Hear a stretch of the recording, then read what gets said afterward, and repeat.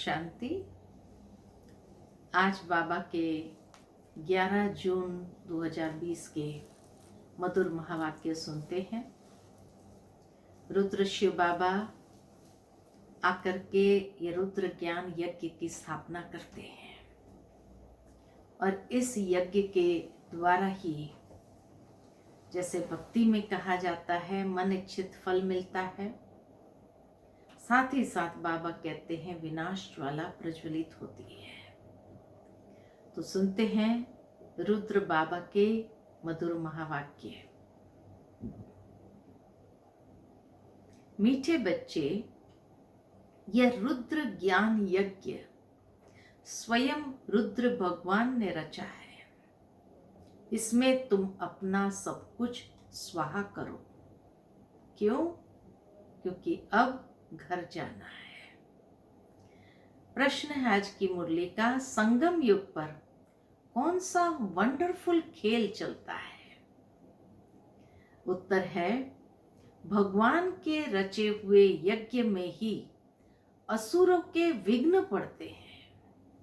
यह भी संगम पर ही वंडरफुल खेल चलता है। ऐसा यज्ञ फिर सारे कल्प में नहीं रचा जाता। यह है राजस्व अश्वमेध यज्ञ स्वराज्य पाने के लिए। इसमें ही विघ्न पड़ते हैं। यज्ञ के अंदर ही विघ्न भी पड़ेंगे और बाबा कहे असुरों का संहार भी इसी यज्ञ से ही होता है। स्वराज्य प्राप्त करने का आधार भी यही यज्ञ है। ओम शांति। तुम कहाँ बैठे हो? इनको स्कूल अथवा यूनिवर्सिटी भी कह सकते हो। विश्वविद्यालय है जिसकी ईश्वरीय ब्रांचेस है ना। इस ईश्वरीय विश्वविद्यालय की कितनी ईश्वरीय ब्रांचेस है। बाप ने बड़े ते बड़ी यूनिवर्सिटी खोली है। शास्त्रों में रुद्र यज्ञ नाम लिख दिया है। तो ये यूनिवर्सिटी भी है तो यज्ञ भी है। इस समय तुम बच्चे जानते हो, शिव बाबा ने यह पाठशाला अथवा यूनिवर्सिटी खोली है। ऊंचते ऊंच बाप पढ़ाते हैं। यह तो बच्चों की बुद्धि में याद रहना चाहिए। भगवान हमको पढ़ाते हैं, उनका यह यज्ञ रचा हुआ है। इसका नाम भी है क्या? बाबा कहे इसका नाम भी बाला है। क्या नाम रखा है? पूरा नाम राजस्व अश्वमेध रुद्र ज्ञान यज्ञ। राजस्व अर्थात स्वराज्य के लिए। अश्वमेध, यह जो कुछ भी देखने में आता है उन सबको स्वाहा करना है।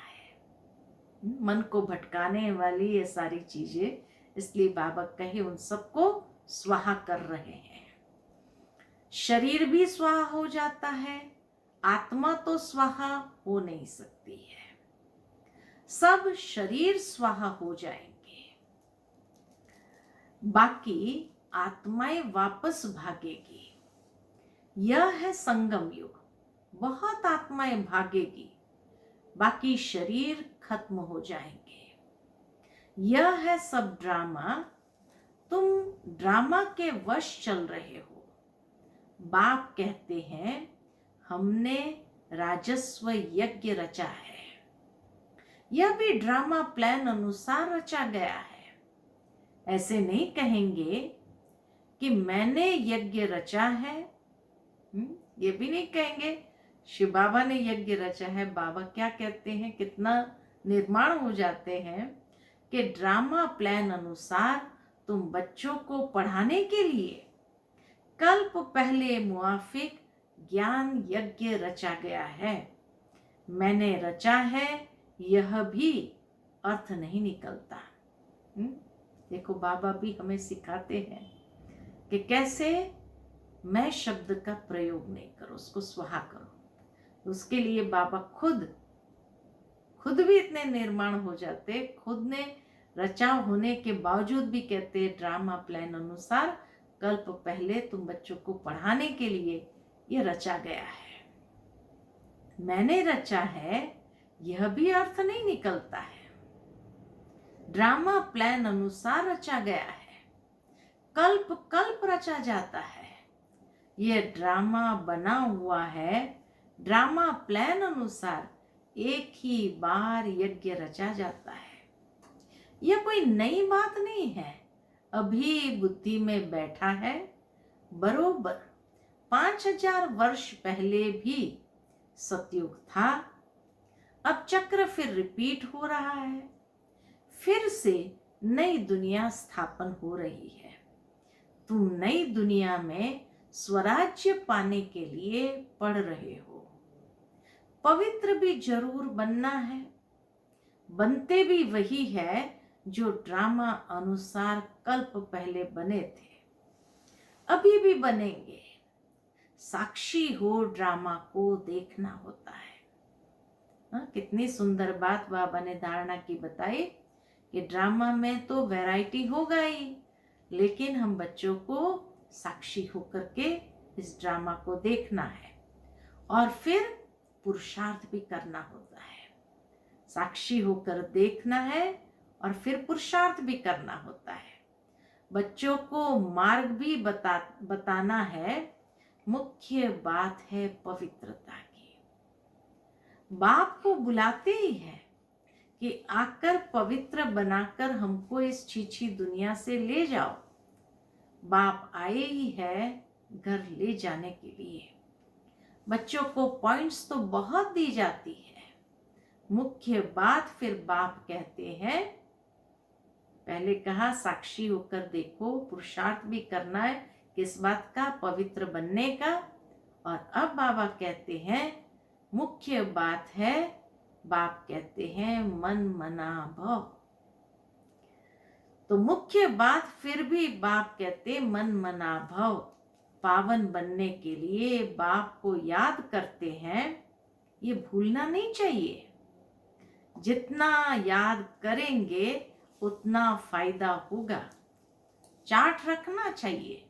बाबा कहे अपना चार्ट भी रखना चाहिए, नहीं तो फिर पिछाड़ी में फेल हो जाएंगे। बच्चे समझते हैं हम ही सतो प्रधान थे। नंबरवार पुरुषार्थ अनुसार जो ऊंच बनते हैं उनको मेहनत भी जास्ती करनी पड़ती है ना। जो ऊंच बनते हैं तो जरूर है उतनी मेहनत भी तो किया है, तभी तो ऊंच बनते हैं।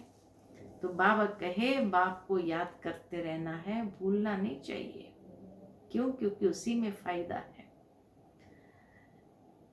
बच्चे समझते हैं हम ही सतो प्रधान थे।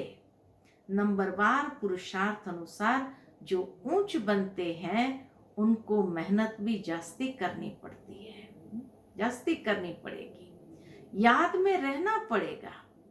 यह तो समझते हो, बाकी थोड़ा समय है, फिर सुख के दिन आने हैं। बरोबर हमारे अथाह सुख के दिन आने हैं। बाप एक ही बार आते हैं, दुख धाम खलास कर अपने सुख धाम ले चलते हैं। तुम बच्चे जानते हो अभी हम ईश्वरीय परिवार में हैं, फिर दैवी परिवार में जाएंगे। इस समय का ही गायन है। यह संगम ही पुरुषोत्तम उच्च बनने का युग है। तुम बच्चे जानते हो हमको बेहद का बाप पढ़ा रहे हैं। फिर आगे चल सन्यासी लोग भी मानेंगे। यह भी समय आएगा, हम बाबा कहे वह भी समय आएगा ना। अभी तुम्हारा प्रभाव इतना नहीं निकल सकता। अभी राजधानी स्थापन हो रही है, टाइम पड़ा है। पिछाड़ी में ये सन्यासी आदि भी आकर समझेंगे सृष्टि का चक्र कैसे फिरता है। ये नॉलेज कोई में है नहीं। यह भी तुम बच्चे जानते हो पवित्रता पर कितने विघ्न पड़ते हैं, अबलाओं पर अत्याचार होते हैं, द्रौपदी ने पुकारा है ना, वास्तव में तुम सब द्रौपदियां, सीताएं, पार्वतियां हो। याद में रहने से अबलाएं कुब्जाएं भी बाप से वर्षा पा लेती है। याद में तो रह सकते हैं ना, भगवान ने आकर यज्ञ रचा है। इसमें कितने विघ्न पड़ते हैं, अभी भी विघ्न पड़ते रहते हैं। कन्याओं को जबरदस्ती शादी कराते हैं, नहीं तो मार कर निकाल देते हैं। इसलिए पुकारते हैं, हे पतित पावन आओ। तो जरूर उनको रथ तो चाहिए ना, जिसमें आकर पावन बनाए। गंगा के पानी से पावन नहीं बनेंगे, बाप ही आकर पावन बनाए, पावन दुनिया के मालिक बनाते हैं। तुम देखते हो इस पतित दुनिया का विनाश सामने खड़ा है। क्यों न बाबा का बन जाए, स्वाहा हो जाए। पूछते हैं, स्वाहा कैसे हो, ट्रांसफर कैसे करें? बाबा कहते, बच्चे तुम इस साकार बाबा को देखते हो ना, ये खुद करके सिखा रहे हैं ना। साकार बाबा के सामने तो कोई एग्जाम्पल नहीं थे, फिर भी बाबा हम बच्चों को अपने जीवन में अपने कर्मों से सिखाते हुए बना रहे हैं। तो बाबा कहे, तुम साकार बाबा को देखते हो ना, ये खुद करके सिखा रहे हैं। जैसा कर्म हम करेंगे, हमको देख और करेंगे।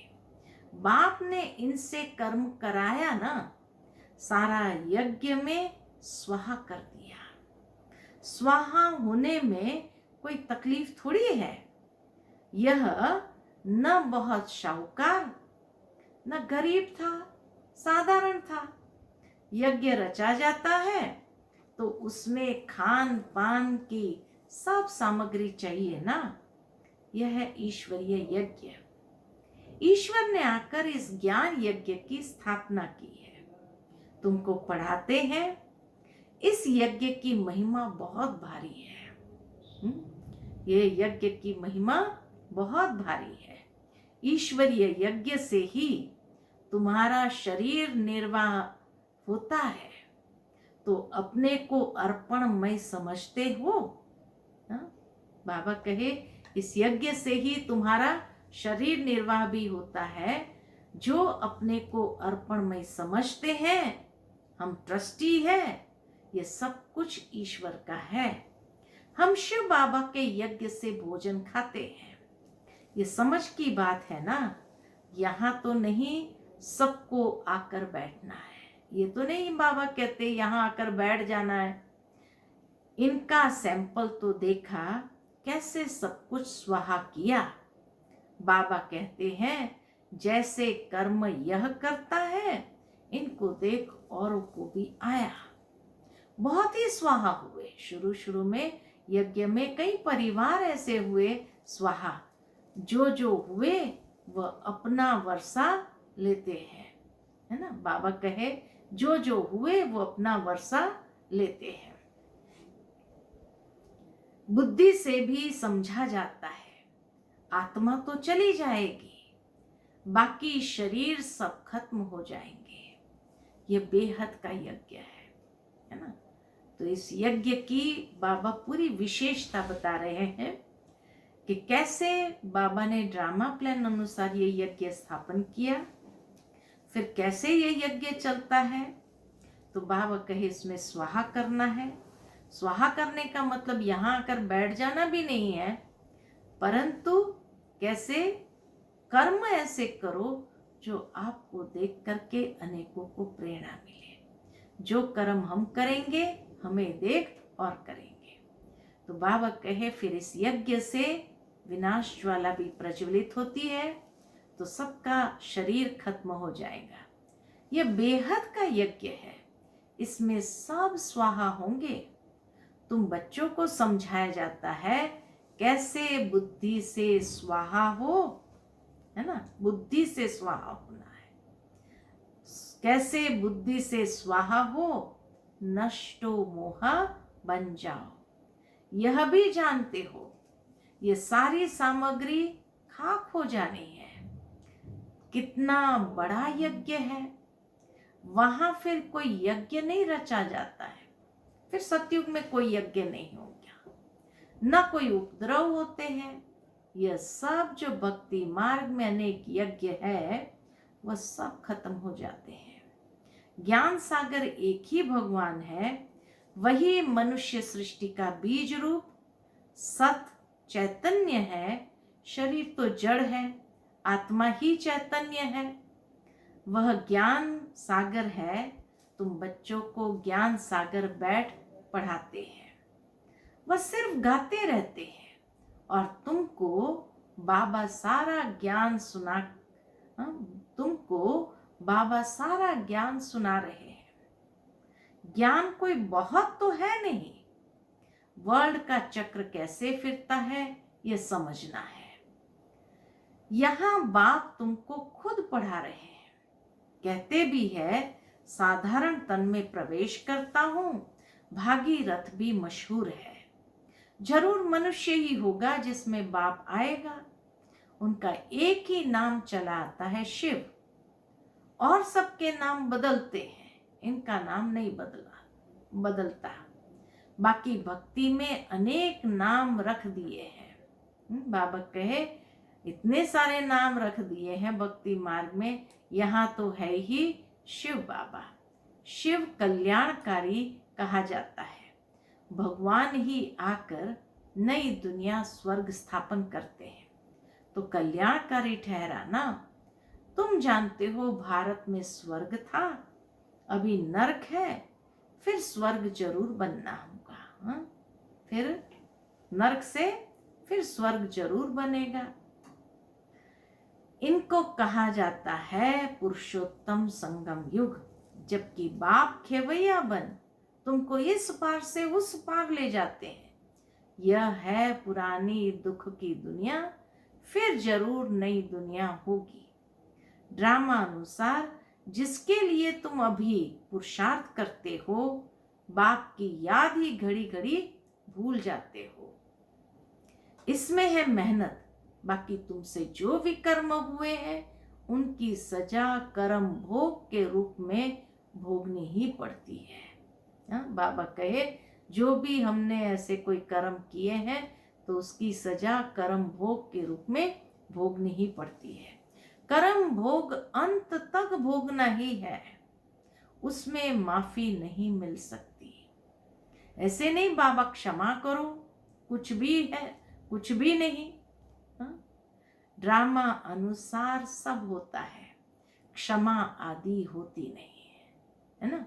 बाबा ने आज स्पष्ट कर दिया कि जो कर्म भोग है उसको तो भोगना ही पड़ता है, बाकी क्षमा मिलती नहीं। भोगने का समय आता है तभी तो बाबा याद आता है कि बाबा अभी क्षमा करो। तो बाबा कहिए तो सब कर्म किए हैं तो उसकी सजा तो भोगनी पड़ती है ड्रामा अनुसार। हिसाब किताब चुकतू करना ही है। तमो प्रधान से सतो प्रधान बनना है। इसके लिए श्रीमत भी मिलती है।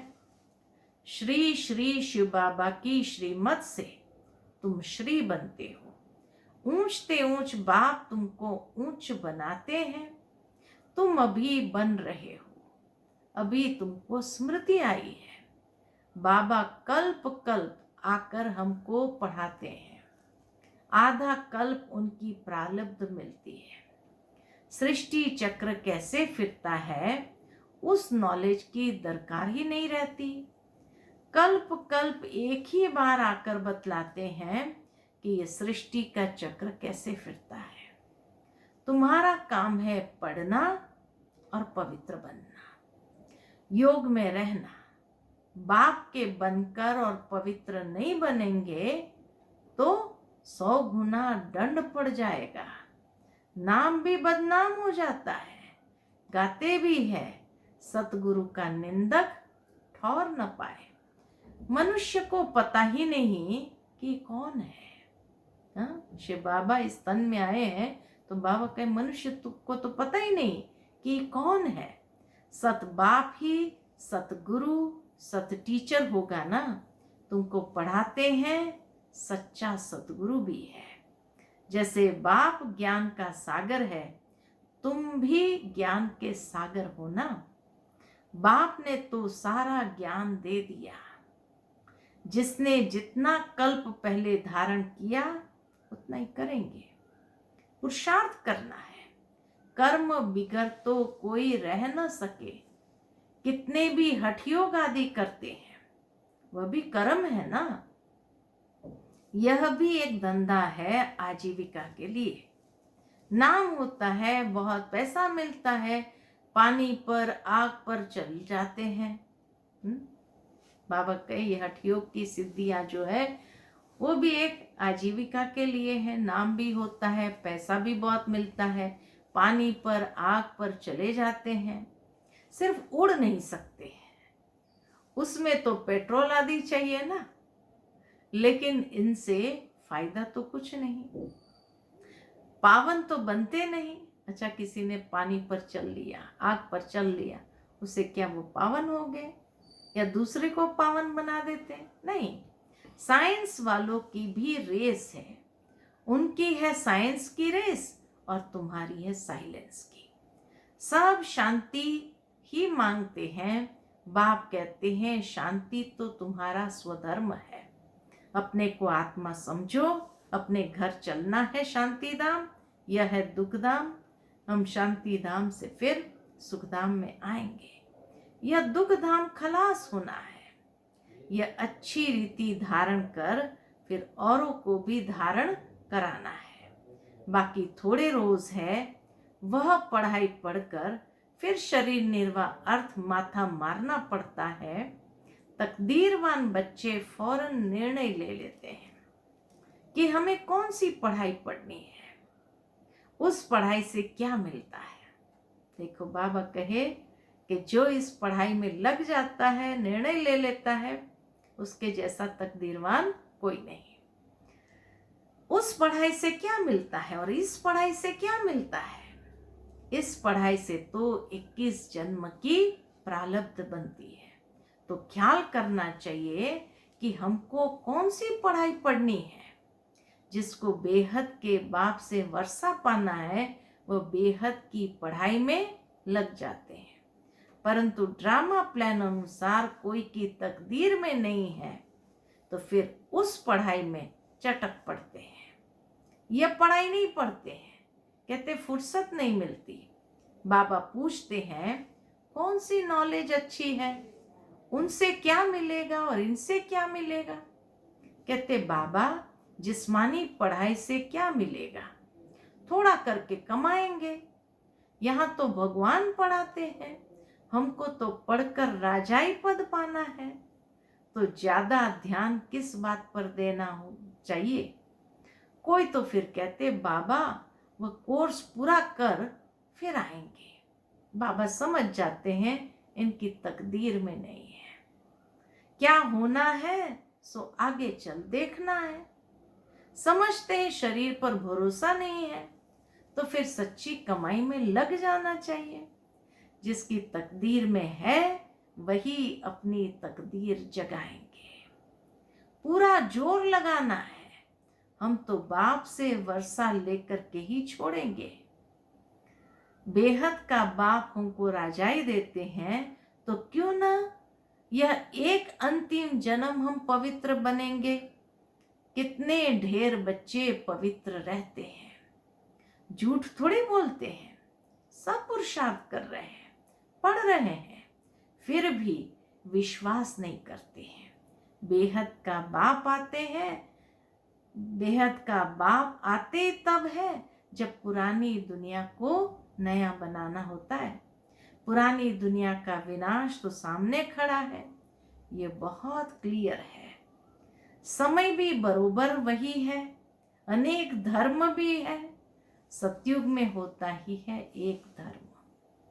यह भी तुम्हारी बुद्धि में है, तुम्हारे में भी कोई है जो निश्चय अर्जुन कर रहे हैं।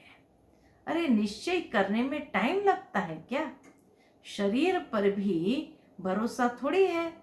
जरा भी चांस गंवाना नहीं चाहिए। किसकी तकदीर में नहीं है तो जरा भी बुद्धि में आता नहीं। अच्छा, मीठे मीठे सिकिलदे बच्चों प्रति माता पिता बाप दादा का याद प्यार। Good morning. रूहानी बाप की रूहानी बच्चों को नमस्ते। हम रूहानी बच्चों की रूहानी माता पिता बाप दादा को याद प्यार गुड मॉर्निंग नमस्ते। शुक्रिया बाबा, शुक्रिया। अच्छा, धारणा के लिए मुख्य सार है। पहली पॉइंट, सच्ची कमाई कर 21 जन्मों के लिए अपनी तकदीर बनानी है। शरीर पर कोई भरोसा नहीं है, इसलिए जरा भी चांस नहीं गंवाना है। दूसरी पॉइंट है, नष्टो मोहा बनकर अपना सब कुछ रुद्र यज्ञ में स्वाहा करना है। अपने को अर्पण कर ट्रस्टी होकर संभालना है। साकार बाबा को फॉलो करना है। आज की मुरली का वरदान, ग्लानि करने वालों को भी गुणमाला पहनाने वाले इष्ट देव महान आत्मा भव। ग्लानि करने वाले को भी गुणमाला पहनाने वाले इष्ट देव महान आत्मा भव। जैसे आजकल आप विशेष आत्माओं का स्वागत करते समय कोई गले में स्थूल माला डालते हैं तो आप डालने वाले के गले में रिटर्न डाल देते हो। ऐसे ग्लानि करने वाले को भी आप गुणमाला पहनाओ तो वह स्वतः ही आपको गुणमाला रिटर्न करेंगे।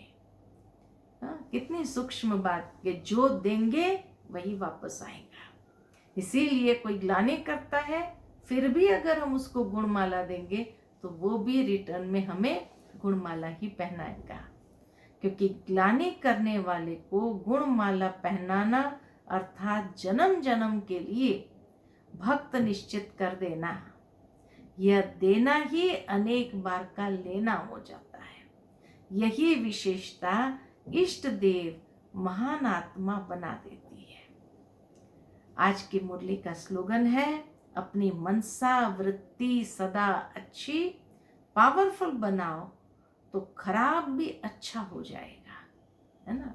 अपनी मनसा वृत्ति सदा अच्छी पावरफुल बनाओ तो खराब भी अच्छा हो जाएगा।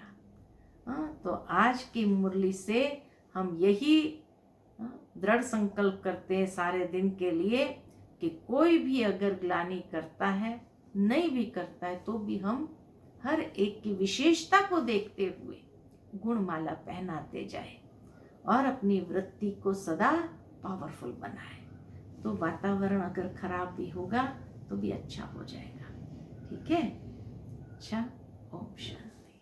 To watch Peace of Mind channel videos on YouTube, subscribe us on youtube.com/tvpeaceofmind. Just a click for a peaceful life.